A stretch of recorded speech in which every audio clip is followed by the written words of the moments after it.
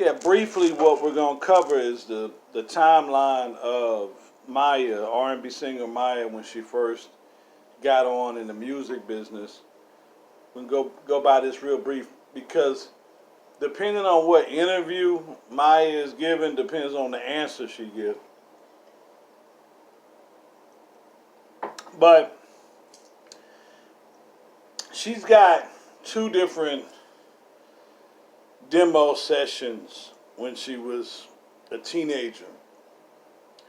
She did do a demo session the first time, and that was, but the only reason why she did the first demo was just to listen to how her voice sounded on a cassette tape or on a recording. That wasn't when she was 13, that was when she had just turned 14. So whenever Maya talks about, oh yeah, I went to, a basement studio and cut the demo, no. That demo is not her, that wasn't her professional demo at all. That was, she had just let her parents know that she, had enrolled in the gospel choir at her high school, and she wanted to, she wanted to pursue singing, basically. And so they went and did the first rough draft demo of hers at her dad's friend's house in the basement studio. A lot of basement studios in Maya's story. So in her, I guess they have basements or something up north. But we never heard of no basements in Houston. But they got these basement studios or whatever. So her and her dad went over to her dad's friend's house to just go ahead and just put her vocals on a recording to see how she sounded. That was her first demo. And that was at her dad's friend's house. His name was Stan. His name was Stan. So in case you want to know, if you ever interviewing her and you're like, yeah, what about when you went and did your demo at your dad's friend's house in the basement studio named Stan? That was his name, Stan.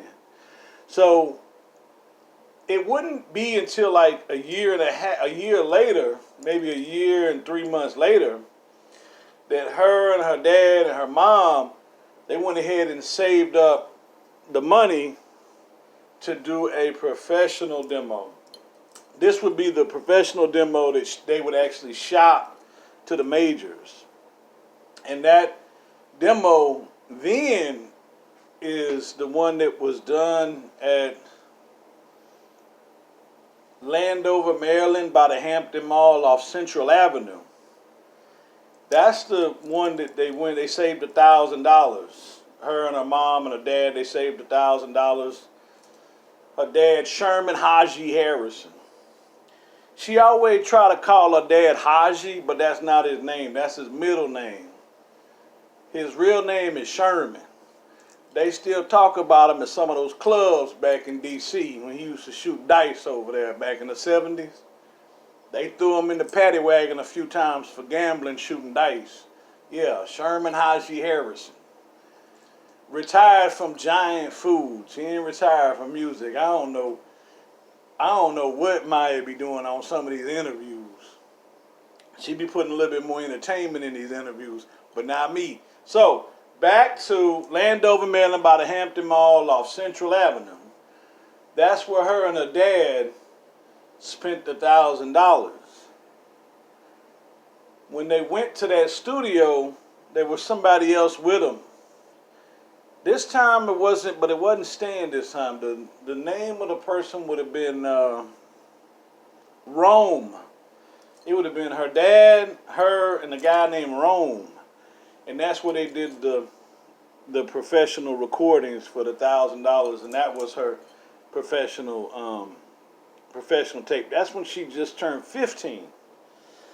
So that's what she was shopping. She really wasn't getting anywhere with that demo. I mean, she was sending out.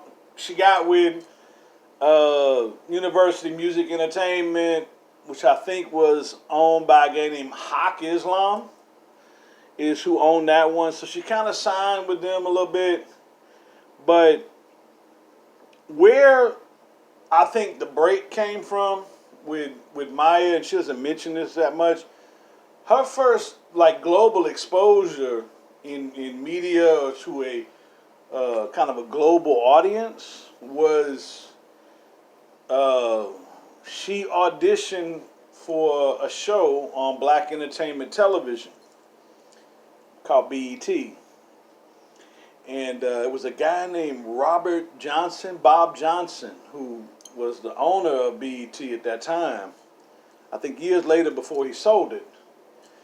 And so Bob Johnson ended up having her cast in the show on BET called Teen Summit. And they cast her as a news reporter to report on the effects of marijuana and the effects of marijuana in teens. So she was like, the teen news reporter, Maya. And so that was good. I mean, now she has something to add to her resume. And I think that was the only thing that was on her resume. But that certainly helped. So she definitely put that on her resume. And so her dad and her continued to try to shop her for a deal when the auditions opened up for ODB and the Superstar song. When Maya went to go interview, that was an interview process. So she's interviewing. This is when she was 17.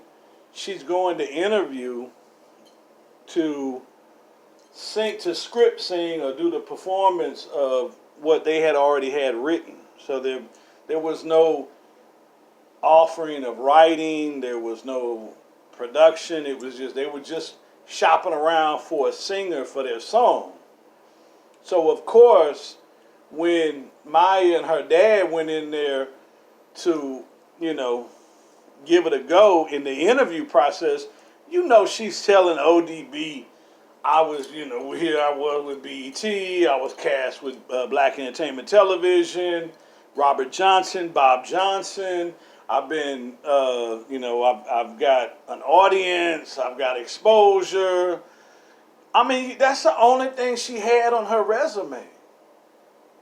Aside from maybe a community show, a community event she did in D.C. I think she did a community event at a stadium over there or something.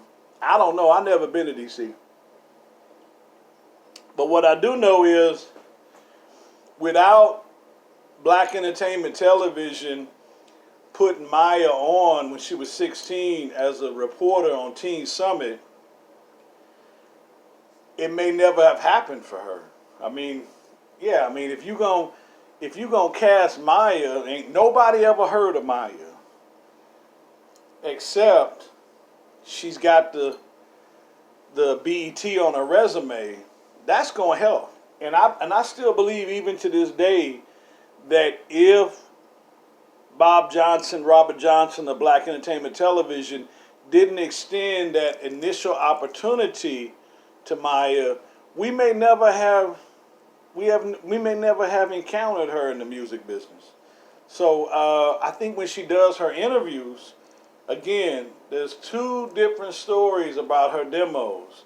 One from the dad's friend's house in the basement studio stand, and then the one at the professional studio, which is Landover, Maryland, by the Hampton Mall off Central Avenue, with a guy named Rome and her dad. $1,000. Then she got cast for BET. If she would have never got cast for BET, I got a feeling ODB wouldn't have cast her either. So, subscribe.